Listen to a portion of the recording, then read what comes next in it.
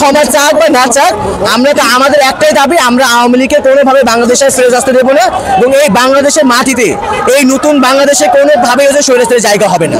যদি কিন্তু কেন ছাড়া আওয়ামী লীগ একদম নিষিদ্ধ থাকবে, loud and clear. Awami League থাকবে না মানে থাকবেই না, এটাই হচ্ছে আমাদের ফাইনাল কথা। আওয়ামী লীগ বলতে আর কোনো শব্দ বাংলাদেশে নাই। বাংলাদেশের রাজনীতিতে আওয়ামী লীগকে আর কখনো কোনোদিন পুনর্বাসিত হতে দেওয়া হবে না। একটা মেট্রো রেল যেটা করছে, এটা 10টা মেট্রো রেল করার টাকা খরচ করছে, এটাকে উন্নয়ন বলা যায়? কোনো কিছুই বলা যায় না। শুধুমাত্র বাংলাদেশ থেকে কিভাবে পাচার করে বিদেশে টাকা পয়সা নিয়ে যায় সেটা করছে মাত্র।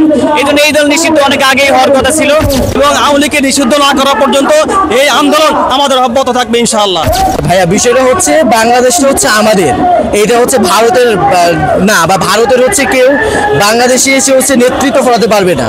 সুতরাং আমাদের বাংলাদেশে আমরা আওয়ামী লীগকে জায়গা দেব নাকি আমাদের বাংলাদেশে আমরা আওয়ামী লীগকে আবার ফিরিয়ে আনবো, সেটা ডিসাইড করবে বাংলাদেশের জনগণ। সেটা ডিসাইড করবে আমার যে 24-এর যে ভাই বোনেরা হচ্ছে জুলাই বিপ্লবে আহত হয়েছে, তারা শহীদ হয়েছে, তাদের পরিবারের লোকজন। কোনো ভারতের হচ্ছে এজেন্ডা বা কোনো সেনা প্রধান এটা ডিসাইড করবে না।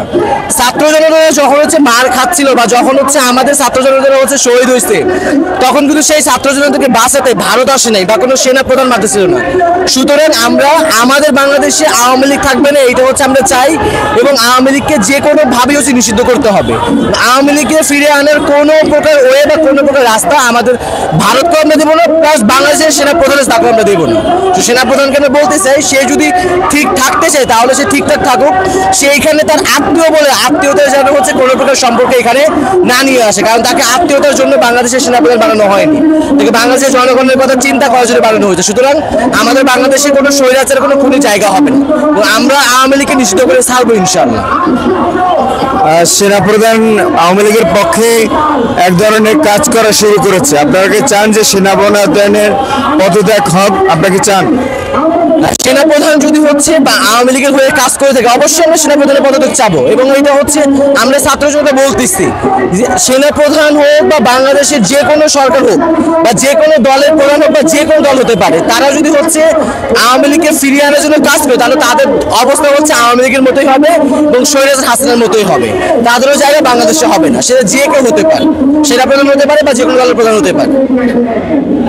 বাংলাদেশে এত মানুষ যে জীবন দিল এবং এত মানুষকে যে তারা মারলো, এর জন্য তারা কোনো ক্ষমা চাচ্ছে না। আপনি কি মনে করেন যে তাদেরকে তারা ক্ষমা চাইলে তারা কি দেশে রাজনীতি করতে পারবে? ক্ষমা ভাইয়া, যদি হচ্ছে তারা ক্ষমা চাইলে কি আমি আমার ভাইদেরকে ফেরত পাবো? আমি ক্ষমা চাইলে, তারা ক্ষমা চাইলে আমি আমার যে ভাইদেরকে হারিয়েছি, আমার কলেজের ছোট বোন তাকে যে আমি হারিয়েছি, বা আমরা যে আবু সাইদ, মুগ্ধ এদেরকে হারিয়েছি, আমরা এদেরকে ফেরত পাবো না। সুতরাং আওয়ামী লীগের ক্ষমা চাওয়ার কোনো জায়গাই নাই এই মুহূর্তে। তারা ক্ষমা চাক বা না চাক, আমরা তো আমাদের একটাই দাবি, আমরা আওয়ামী লীগকে কোনোভাবে বাংলাদেশে ফেরত আসতে দেবো না এবং এই বাংলাদেশের মাটিতে এই নতুন বাংলাদেশে কোনোভাবে ওদের স্বৈরাচারের জায়গা হবে না। সুতরাং ক্ষমা চাওয়ার কোনো প্রশ্নই আসে না এই ক্ষেত্রে। কথাটা হচ্ছে কি, আমি ছোট্ট করে বলতেছি, আমি নর্দার্ন ইউনিভার্সিটিতে পড়ি, আমার ফ্রেন্ড আসিফ ও শহীদ হয়েছে। আপনি যে ক্ষমা চাওয়ার কথাটা বললেন যে তারা ক্ষমা চাইলে আসতে পারবে কিনা, অসম্ভব। যদি কিন্তু কেন ছাড়া আওয়ামী লীগ একদম নিষিদ্ধ থাকবে, লাউড অ্যান্ড ক্লিয়ার, যেটা আমরা সচরাচর বলে থাকি লাউড অ্যান্ড ক্লিয়ার। যদি কিন্তু মানে কোনো কিছুই থাকতে পারবে না, আওয়ামী লীগ থাকবে না মানে থাকবেই না, এটাই হচ্ছে আমাদের ফাইনাল কথা। আমরা কোনো আওয়ামী লীগ দেখতে চাই না। আমার ফ্রেন্ড মারা গেলেও, আমার আরেকটা ফ্রেন্ড মারা গেছে, সে হচ্ছে আশিক, কালশিতে তার বাসা। আমার ভার্সিটির ফ্রেন্ড মারা গেছে আসিফ, অথচ মাঝখানে কি বললো, হাসিনা নিজে বলছে কিন্তু যারা মারা গেছে তারা ছাত্র না, তারা কি ছিল, তারা ছিল হচ্ছে রাজাকারের বাচ্চা। তারা এটাও বলা হয়েছিল যে তারা মানে হয়তো বিএনপি নয়তো ছাত্র শিবির।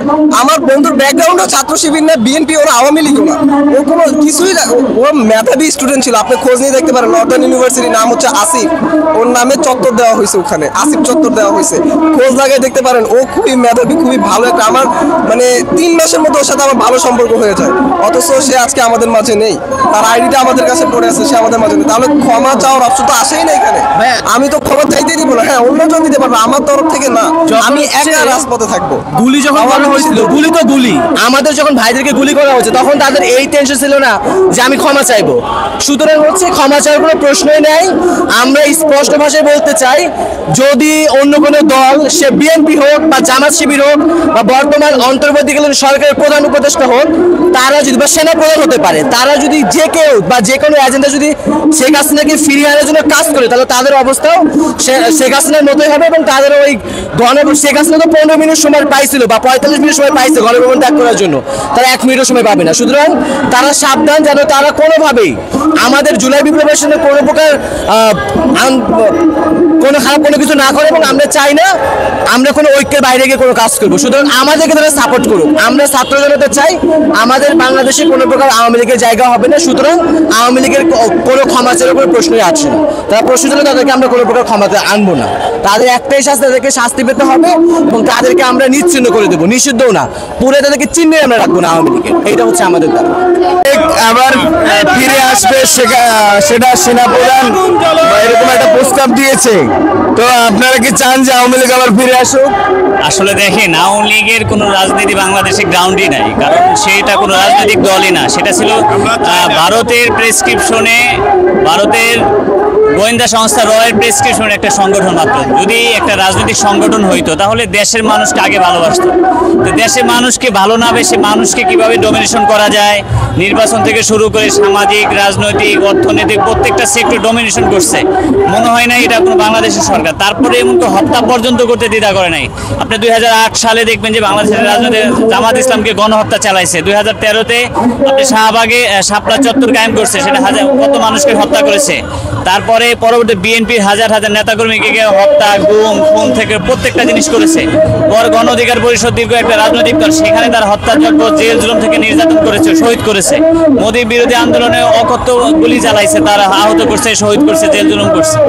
2024-এ 2000 থেকে 2015-2000 মানুষকে শহীদ করছে, 30 থেকে 40 হাজার মানুষকে আহত করছে। এটা তো কোনো রাজনৈতিক দল হইতে পারে না। বরঞ্চ আমরা আমাদের রাজনৈতিক ব্যর্থতার কারণে আমরা আসলে তাদেরকে রাজনৈতিক দল মনে করি, কিন্তু এটা আমাদের অসচেতনতার কারণে। কারণ এইটা তারা আমাদেরকে দাস বানিয়ে রাখার মাত্র একটা দল ছিল মাত্র, সেটা কোনো রাজনৈতিক দল না। যদি কোনো রাজনৈতিক দল হয়, তার প্রথম থাকে তার দেশ, দেশের কিভাবে উন্নয়ন করা যায়, দেশের মানুষের ভালো ভাগ্য উন্নয়নে কিভাবে মঙ্গল করা যায়, সেটা কোনোটাই করে না। বরঞ্চ মানুষকে ডমিনেশন করার জন্য যা যা করে তাই করছে। শুধু মানুষকে আই ওয়াশ করার জন্য কিছু উন্নয়ন দেখাইছে। মেট্রো রেল, একটা মেট্রো রেল যেটা করছে, এটা 10টা মেট্রো রেল করার টাকা খরচ করছে। এটাকে উন্নয়ন বলা যায়? কোনো কিছুই বলা যায় না। শুধুমাত্র বাংলাদেশ থেকে কিভাবে পাচার করে বিদেশে টাকা পয়সা নিয়ে যায় সেটা করছে মাত্র। এই জন্য এই দল নিষিদ্ধ অনেক আগেই হওয়ার কথা ছিল, কিন্তু 2000 এটা আমাদের রাজনৈতিক ব্যর্থতা দায়। এটা আমাদের, যার কারণে আমরা সাধারণ মানুষ রাজনৈতিকভাবে এখন চাচ্ছি এটা ব্যর্থতার দায় আর নিতে পারবো না। এটার নিষিদ্ধ হওয়া ছাড়া বিকল্প পথই নাই। সেনাবাহিনী, যেটা সেনাবাহিনীর প্রধান যেটা বলছে, যেটা একটা উনি বাংলাদেশের সেনাবাহিনীর প্রধান, উনি সূর্য সন্তান, ওনার উচিত বাংলাদেশের মানুষের কথা শোনা। উনি কোনো দলের, উনি একটা সেনাবাহিনীর প্রধান, সেনাবাহিনী কিভাবে ডেভেলপ করা যায়, কিভাবে বাংলাদেশের একটা ইস্পাত কঠিন দুর্গ করে তোলা, সেটার জন্য কাজ করা ওনার কাজ। উনি কোন দল আসলো, কোন দল গেল, যে দল মানুষের সাথে তামাশা করে, যে দল মানুষকে হত্যা করে, সেই দলের চাওয়া তো ওনার কাজ না। উনি কোনো রাজনৈতিক দলেরই না, উনি সবার আপামার জন্য, উনি আমাদের, উনি সবার। এই জন্য এটা নিষিদ্ধ আওয়ামী লীগ হইলে এটা কারো আপত্তি থাকবে বলে আমি বিশ্বাস করি না।